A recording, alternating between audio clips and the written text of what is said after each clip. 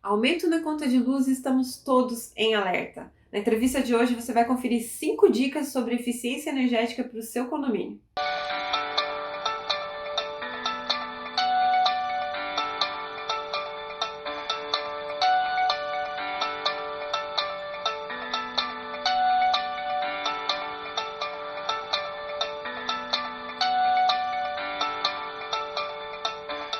Aumento na tarifa de luz, esse é um alerta bem grande que a gente vai passar aqui para vocês, mas tem dicas super legais de uma pessoa aqui muito especial que está aqui com a gente, Marco Aurélio Souto. Muito obrigada pela sua participação, mas deixa eu falar um pouquinho do Marco aí para quem ainda não conhece, tem que conhecer. O Marco está bombando aí nas redes sociais, nas TVs em rede nacional, e está aqui com a gente hoje para trazer dicas incríveis. 10 dicas que a gente vai passar aqui de eficiência energética para vocês nos condomínios, e também tem dicas para as residências também. Marco Aurélio Souto, especialista em eficiência energética, colunista também da revista do Condomiting e produtor de conteúdo. Marco, que prazer ter você aqui com a gente. Oi, Miriam! Oi, pessoal! Muito obrigado pelo convite de estar agora falando, né? Não só escrevendo, e estar podendo ajudar todo mundo aí nesse momento tão difícil. Marcos, conta pra gente assim, são dois aumentos, você comentou um pouquinho sobre isso também em rede nacional, e antes da gente passar a dica, conta um pouquinho sobre os aumentos em relação à luz. Muito obrigado, Miriam, muito obrigado a todo mundo. É assim, Miriam, é assim, nós vamos ter 2 aumentos e não tem segredo, né? Um deles é o aumento tarifário. Aumento tarifário é a nossa tarifa de energia, ela vai subir independente da nossa vontade. Por quê? A tarifa de energia ela está ligada a alguns indexadores, ao dólar, ao IPCA, isso daí é contratual. Quando a concessionária ela fez a concessão, ela pegou a concessão, isso daí no contrato já está lá. Se tiver aumento, tem que aumentar, porque aumenta o custo de vida do brasileiro. Com a pandemia aumentou o custo de vida, o IPCA foi nas alturas, automaticamente dispara esses aumentos. Então a concessionária já aplica o aumento. Aplicou o aumento, depois nós vamos ter que tratar como lidar com ele, mas não tem segredo. O segundo é o de bandeira. A bandeira, esse aumento, vamos falar de incremento à tarifa, que é a bandeira, ela é um aumento por quê? Porque nós estamos numa época de seca, de estiagem. Era para ter chovido o que não choveu. Mais ou menos em novembro nós já falávamos, vai faltar. A gente precisa saber só quando. Vai faltar e precisa saber quando. Vai faltar. E aí, conforme foi passando, dezembro, que não choveu, já em janeiro, não é que o alerta vermelho estava ligado, nós só queríamos saber o tamanho do rombo. O rombo esperávamos ser maior do que é. Esperávamos que esse buraco nas contas ele chegasse a R$ 15 a bandeira. Não chegou ainda. Chegamos a 10. Acredito que por causa de algumas, vamos falar assim, mudanças na forma de se gerar energia, vai dar uma melhorada, então pode ser que chegue a 12, mas vai ter ainda mais uma subida dessa bandeira, porque em outubro ela não suporta nesse custo. Por quê? Nós ainda não ligamos o ar-condicionado do Brasil. Quando a gente liga os ares condicionados do Brasil, que é na hora que chega finalzinho da primavera, meio para o final da primavera, essa conta dispara. O Marco, só para comentar também, Curitiba, eu ouvi falar que está tendo uma. Faz tempo já que eles estão 24 por 24. E agora eles estão em 36 por 36 horas, liberando a água, e a Itaipu já está em alerta. Então a gente tem que realmente deixar as pessoas cientes tanto dessa economia, porque tem recursos, né? Tem como a gente tentar amenizar um pouco dessa situação, né? Sim, a água, já existe uma possibilidade de você fazer o rodízio, vamos chamar assim, de ligar e desligar o abastecimento. Por quê? Porque a água você tem grande parte das residências, os condomínios são um exemplo disso, todos eles têm um reservatório de água. Então, na hora que você tem água lá reservada, eu corto a sua distribuição. Quando eu corto a distribuição, a água é peculiar, né? Porque quando eu corto a distribuição, eu consigo, junto com o corte de distribuição, eu consigo reduzir os vazamentos, porque a nossa rede de água estima-se que 50% da água vai em vazamento. Na hora que eu corto, eu zero vazamento, então eu já consigo economizar mais aí. Beleza, você tem água reservada, você vai usar ela. Show de bola. E energia, que a gente não tem bateria. E energia, estão falando, vai ter racionamento. Muitos clientes meus me ligam e falam assim, mas Marco, como que funciona o racionamento de energia? Aí eu falo assim, então, não funciona. Não funciona. Não funciona, racionamento de energia é desligar. Nós já tivemos alguns picos de consumo de energia, de ter que desligar a subestação para não superaquecer, para não dar problema, e pode ser que isso volte a acontecer. Então, o melhor, o governo está fazendo a parte dele, ninguém pode falar, o governo não está parado, ele sabe o que está acontecendo, e ele está fazendo a parte dele. Primeira coisa, ele já está negociando com os grandes consumidores, que são as indústrias, tudo, uma redução no consumo de energia, já está sendo negociado isso, já está sendo falado sobre isso, e já começaram a atuar nos bastidores, então já estão economizando, já estão baixando o consumo.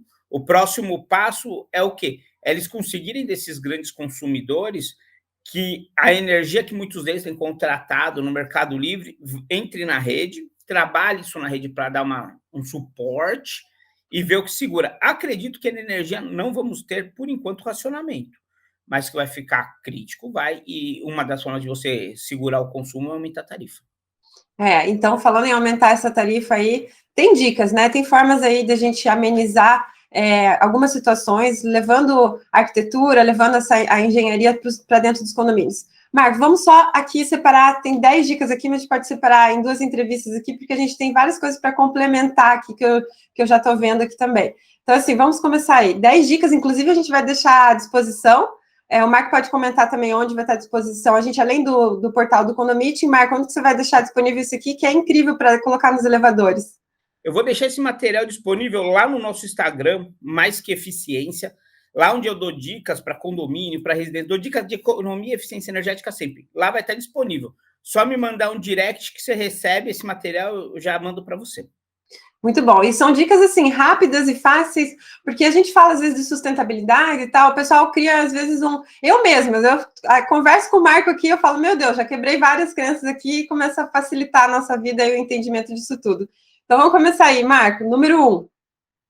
Número 1, e assim, gente, esse daí, por incrível que pareça, quando eu falo, todo mundo olha para mim, tipo assim, assustado, mas é porque não liga uma coisa a outra.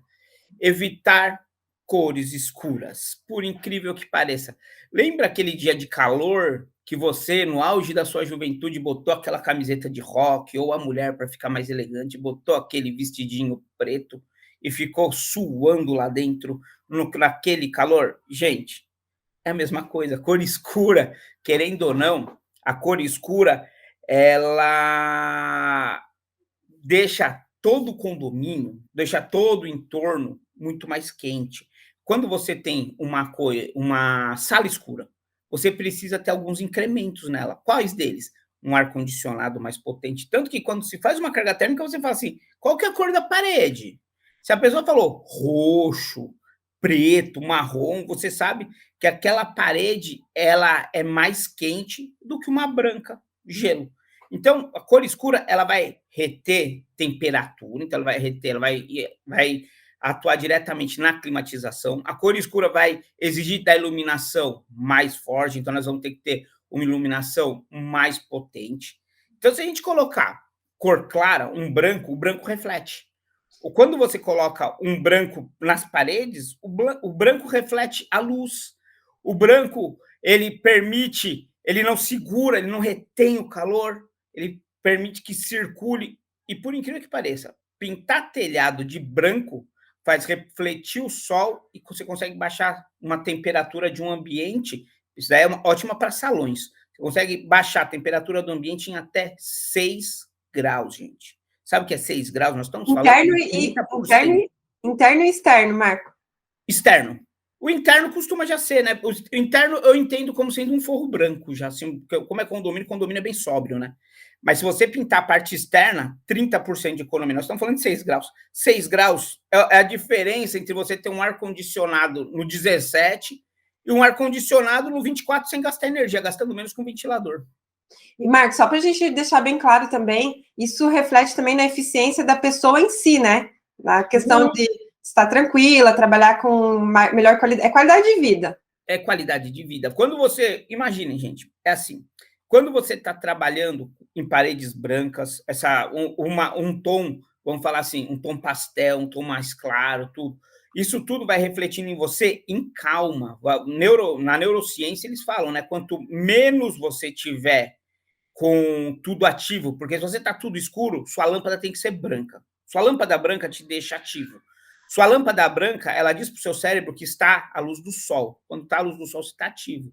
Tanto que nós vamos começar a trabalhar com tonalidades de iluminação exatamente para quê? Para deixar ambientes mais relaxados ou mais ativos. Não dá para você ter um ambiente de 3.000 kelvins, um ambiente amarelo, por exemplo, num escritório, porque senão todo mundo vai ficar meio lento, porque o nosso cérebro já entende que está entardecendo, então está na hora de começar a poupar energia. Enquanto branco, 5.000 kelvins lá, que é cor do meio-dia em Oslo, essa cor não, essa cor avisa o nosso cérebro, estamos ativos. Então temos que levar em consideração, e é muito importante levar em consideração a cor do ambiente.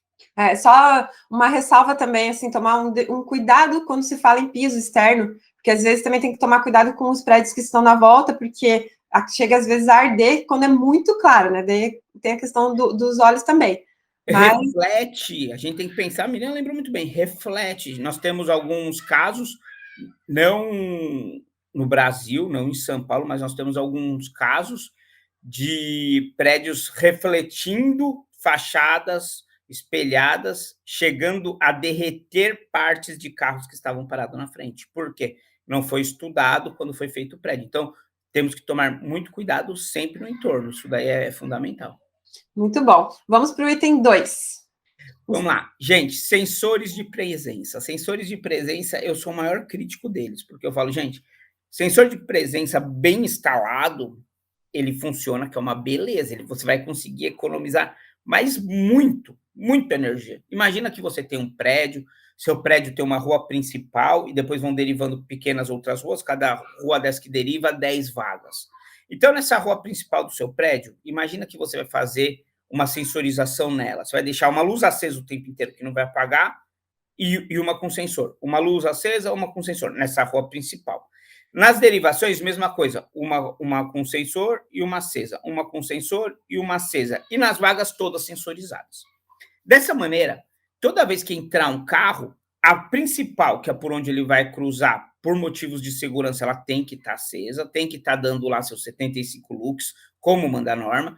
Aí você vai andar nela, você vai chegar, vai entrar na sua ruazinha e vai estacionar seu carro na vaga. Na hora que você estacionou, acendeu sua luz, você descarrega o pessoal e vai sentido para sua casa, vai para o seu trabalho de boa, não tem problema nenhum.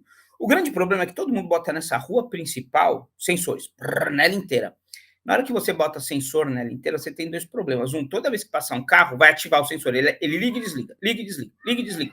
Você queima a lâmpada. Você economizou energia, realmente, porque você vai gastar muito pouco, mas você vai começar a queimar a lâmpada. E nessa sensorização inteligente que eu estou falando, existe uma terceira possibilidade, que é o quê? É você colocar uma alternância entre sensor ligado e desligado. Por quê? Imagina que todo condomínio, das 6 às 9 da manhã, é o maior movimento dele. Você não precisa sensorizar as ruas, você pode deixar as ruas ligadas o tempo inteiro. Na hora que você acendeu a luz o tempo inteiro, o que vai acontecer? Aquele caminho vai estar aceso, o sensor não vai ficar disparando, ligando e desligando, ligando e desligando, e você vai conseguir trabalhar muito melhor esse seu, vamos dizer assim, esse seu momento sensorização. A mesma coisa você vai fazer no rush da tarde. Entre lá, 4h30 e 9 horas, mesma coisa. Você desativa os sensores e liga a rua acesa o tempo inteiro. Com isso, só o que você economiza de ligar e desligar lâmpada equivale até a 2 anos de vida útil dessa lâmpada de LED. Então, o que nós estamos falando? Às vezes a gente economiza energia e não percebe que nós estamos tendo que trocar o material, que às vezes é mais caro do que a economia que nós fazemos. Então, a sensorização é importante, mas tem que ser feito com inteligência. Hall de condomínio. Pô, mas no meu andar não tem sensor. Isso é loucura, gente. Tem que ter. Isso daí eu acho que já é meio que assim, você tem que sensorizar todos os corredores. Internamente. Tem muito conforto envolvido, né, Marco, nisso aí? Muito. Nós temos que pensar sempre que é assim, a boa eficiência é aquela eficiência que traz conforto e usabilidade. Muito bom. Vamos para o terceira dica aqui. O terceiro eu acho que é aquele que custa menos, né, para todo mundo em dinheiro, mas custa mais em tempo. É o envolvimento dos funcionários e dos moradores. Por incrível que pareça, a gente fala assim, mas qual que é esse envolvimento? Como funciona esse envolvimento? Ele é mais simples, ele é mais complicado? Esse envolvimento, ele é um trabalho de formiguinha, que a gente vai falando um por um, vai colocando cartaz no elevador, vai comentando nas assembleias, grupo de WhatsApp, que hoje é muito comum. Nós temos que avisar o pessoal, gente, ó, está acabando. Ó, a energia está cara porque está acabando, ela é limitada. Então, vamos cada um fazer a nossa parte. Depois que a gente consegue fazer essa conscientização, primeiro nos colaboradores, depois nos moradores, isso daí vira meio que uma bola de neve para a sustentabilidade. A gente para de falar de. A gente começa falando de economia de energia, a gente dispara um alerta: ó, economia de energia, eficiência energética, vamos economizar, vai sobrar mais dinheiro no final do mês para o condomínio, investir naquele parquinho, naquela academia, vai sobrar, vai sobrar. Quando vê, o condomínio já deu uma guinada, e eu vejo isso muito acontecer, ele já deu uma guinada e já está montando uma compostagem, uma horta comunitária, eles já estão vendo outras coisas. E não só a sustentabilidade, não só a eficiência energética, eles já deram um passo a mais. E isso que eu acho muito importante, a conscientização, fazermos do nosso entorno um lugar muito melhor. Mas deixa eu só fazer um comentário assim que eu noto em relação à cultura das pessoas quando falo sustentabilidade. Elas pensam assim, normalmente, tá? Mas eu vou ter que economizar águas, nem tá dando bola para isso, digamos assim. Mas a gente tem que falar que um dos pilares da sustentabilidade é a parte econômica, não só de economia, mas sim de investir da maneira correta. Então, assim, muitos síndicos que eu tô vendo, assim, de conseguir pegar os moradores nessa ideia, pega também no bolso ali. Então, isso é uma dica bem legal para falar, ó, vamos economizar dinheiro, né? Vamos fazer dinheiro também. Sim, então, essa é uma dica boa aí. Isolamento térmico, isso é muito legal. Isolamento térmico, de vez em quando, gente, ninguém se lembra dele. Todo mundo vai falar assim, mas isolamento térmico, poxa, no condomínio onde entra absolutamente tudo. Quando a gente fala em isolamento térmico, nós vamos falar que se você investir no condomínio em isolamento térmico, naquele salão, aquele lá que nós falamos para pintar ele com o telhado de branco, e aí nós vamos usar o isolamento térmico nas paredes, nós vamos usar nos vidros, nós vamos fazer um ambiente térmico, o ar-condicionado ele se torna simplesmente uma opção para a troca de ar. Nós estamos recirculando o ar. Estou puxando o ar de fora, empurrando o ar para fora. Eu puxo um ar limpo, empurro um ar contaminado. Só isso. Por quê? Eu não preciso refrescar, não preciso mais refrigerar, porque o ambiente é climatizado. Quando a gente coloca, né, o investimento em isolamento térmico, seja, vamos falar assim, uma lã de rocha, hoje existem algumas placas de primavera que a gente consegue pôr, nós conseguimos botar alguns itens no salão para conseguirmos manter essa qualidade térmica, o nosso custo ele cai enormemente. O nosso, vamos dizer assim, o nosso gasto com manutenção de ares condicionados, nosso gasto com manutenção de todo equipamento de climatização, ele zera. E o conforto térmico, que é o principal. O ser humano, ele não nasceu para passar frio nem calor. Ele tem uma temperatura que é agradável a ele. Aí, em Camboriú, a temperatura agradável ao morador de Camboriú é 24 graus. Ótimo. Com esse sistema de isolamento, a gente consegue deixar um ambiente em 24 graus grande parte do dia sem ter que ligar absolutamente nada, ou ligando muito pouco um ar-condicionado, por exemplo. Então, esse daí é um investimento que às vezes me pergunta assim, quanto que consigo reduzir? Em alguns casos, já consegui reduzir mais de 60% no consumo dos ares condicionados. Só com isolamento térmico. Marco, e a gente poderia citar também as fachadas ventiladas, que eu vejo que é agora uma tendência fantástica. Nossa, de proteção. A gente tem 2 entrevistas, inclusive, no canal do Conde TV sobre fachadas ventiladas. Em Balneário Camboriú, a gente já está vendo que aqui também é uma vitrine, né, para o Brasil. Então, já está vendo essa tecnologia nos edifícios aqui da região. Telhas também, né, telha de sanduíche, até porque ela é realmente uma telha mais eficiente, normalmente para as coberturas.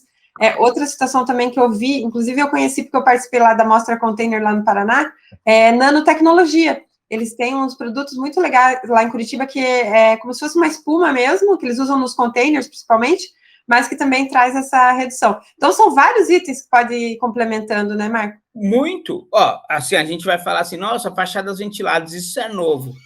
Vamos falar da realidade Brasil? A fachada ventilada, na realidade Brasil, ela só tem, vamos dizer, o tempo do Oscar Niemeyer, que adorava um brise. Ali ele já falava, ali ele já demonstrava o quanto é importante fachada ventilada. Mas se a gente for lá atrás, as pirâmides do Egito só funcionavam porque eles tinham um sistema de admissão de ar, que são as fachadas ventiladas, gente. Então, assim, hoje, quando a gente começa um projeto do zero, nós já consideramos fachada ventilada, nós já consideramos a água de reuso, nós já consideramos energias alternativas, não necessariamente fotovoltaica, pode ser, dependendo da região, por exemplo, Camboriú, pode ser por eólico, depende da região, pode ser hidráulica. Então, assim, nós já temos que esperar tudo isso, telhados verdes, aquele negócio, tudo essa nova linha de arquitetura inteligente. E bonita também, né? Vamos falar a verdade. Por isso que é arquitetura, senão seria engenharia inteligente. Quando fica bonito, muda o nome, passa a ser arquitetura. Engenharia é ótimo, mas engenharia ela tem suas limitações tecnológicas. O engenheiro, eu falo isso por mim, quando eu vou fazer um projeto, eu faço um projeto que seja eficiente. Muitas vezes eu olho aquele projeto no fim, sabe, você dá um passo atrás, eu olho e falo, que feio. Ficou eficiente ao máximo, assim, nossa, iluminação perfeita, ar-condicionado perfeito, mas eu olho com o olhar do usuário e falo, nossa, que feio, tem que trocar esse ar-condicionado. Não dá para botar um ar-condicionado piso-teto numa casa porque tem o pé direito duplo, seria o melhor, mas não dá, tem que ser um ar-condicionado menor, um split, um outro tipo de equipamento. Então, a gente vai adequando a beleza, para deixar bonito, porque não adianta, sem beleza não funciona, gente. O usuário, ele vai olhar, ele vai virar o nariz e não vai aderir a essa ideia.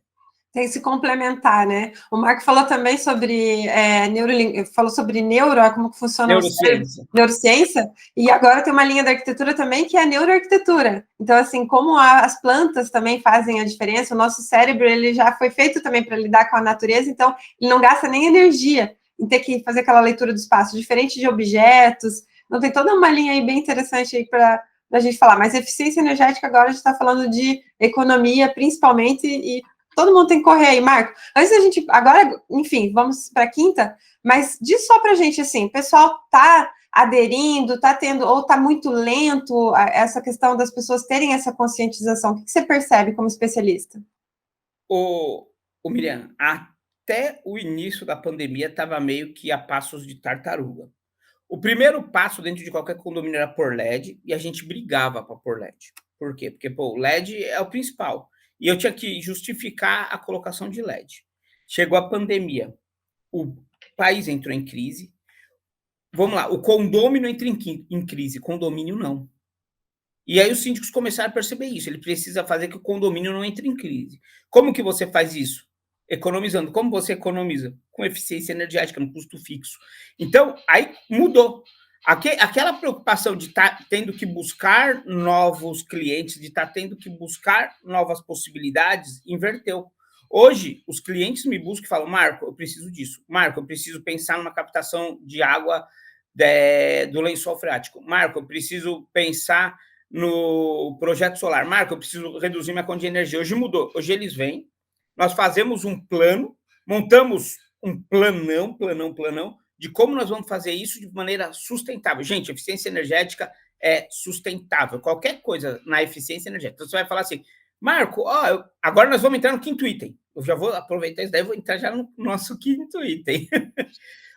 O quinto item é troque os equipamentos do seu condomínio. É exatamente isso. Nós montamos um plano onde eu viro para o síndico, viro para o conselho e falo assim, gente, nós precisamos trocar os equipamentos. Por quê? Sua iluminação é uma iluminação que gasta muito. O seu sistema de climatização da academia, do salão de festa, do salão de jogos, é um sistema que gasta muito. Seu aquecimento da piscina é um sistema que gasta muito. Vamos fazer aqui continha? Então tá, vamos fazer continha. Se eu trocar o seu ar-condicionado, pega até minha canetinha. Se eu trocar seu ar-condicionado aqui, então seu ar-condicionado hoje ele vai consumir R$5 por hora.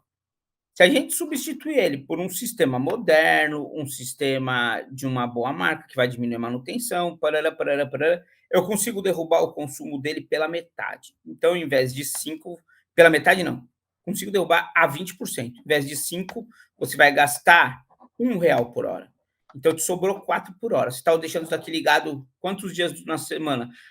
Isso daí fica ligado todo dia. Quantas horas por dia? 10 horas, tá? Então, nós estamos falando em que, a partir de agora, nós vamos ter uma economia de R$ 4 vezes 10 horas, 40, vezes 5 dias. Então, nós já temos uma economia mensal de R$ 200. Aí, vezes, são 4 semanas, vamos subir para R$ 800. Já temos uma economia mensal de R$ 800. Quantos ar-condicionado tem nessa nossa conversa? Tem 5, então tá. Então, eu tenho R$ 800, que eu preciso substituir 5 ares condicionados, cada um custando R$ 2.500. Beleza, então nós vamos fazer o quê? 2.500 por 800 está dando um payback de quanto trocar todas as máquinas dessa forma? Marco, está dando um payback de 12 meses. Ótimo, vamos achar uma solução para trocarmos em 12 meses. Condomínio tem cartão de crédito? Hoje, a grande maioria dos condomínios que eu trabalho tem. Então tá. Ligo para os fornecedores, fazemos um projeto, beleza, trocamos o ar-condicionado sem botar R$ 1 a mais. Só pela economia de energia. Falei de ar-condicionado, que é vamos falar assim, que é o tabu dentro de um condomínio ar-condicionado, por acharem que é muito caro e não economiza nada. Mas quando a gente faz esse mesmo cálculo para o aquecimento da piscina, tirando do aquecimento a gás, colocando um aquecedor, um trocador de calor, essa economia passa de 90% e você consegue pagar aquele trocador de calor em 6 meses. E o próprio fornecedor já parcela o trocador de calor em 6 meses. Então, assim, se você fizer a conta dessa substituição, você transforma essa operação numa operação sustentável. Não é investimento, você não está tirando do bolso, você está só mudando a conta de um lado por outro por um período pequeno, depois você quita essa compra e o resto é dinheiro que sobra no condomínio. Nossa, muito bom. Marco, inclusive, assim, quando você citou ali o ar-condicionado, semana passada eu estive numa reunião contigo, o pessoal da Daikin, agradecer eles ali também, que o pouco que a gente vai fazer mais uns treinamentos com eles, mas o pouco que eu abriu também essa aí a questão de um entendimento muito grande e eu estava desatualizada com a questão dos ar-condicionados. Então ali eu vi que tem coisa nova. A hora que ele comentou assim que tem ar-condicionado que gasta menos do que um ventilador de teto, né? Já quebra várias crenças aí. Não, ninguém acredita. Quando você fala assim, gente, o ar-condicionado gasta menos que um ventilador de teto, a primeira coisa que o cara me chama é de mentiroso, até parece. Pois é, mas gasta. Tecnologia, né? Chegando Exatamente. aí. Tecnologia de ponta. Hoje a gente tem que pensar muito na tecnologia. Então tem que dar um restart aí. Marco, vou te agradecer aqui, porque a gente vai deixar mais 6 dicas aí para a próxima entrevista. Outra coisa também, Marco, que eu gostaria de comentar é que o seu trabalho também ele se paga muito rápido, né? Como que funciona um pouco da consultoria?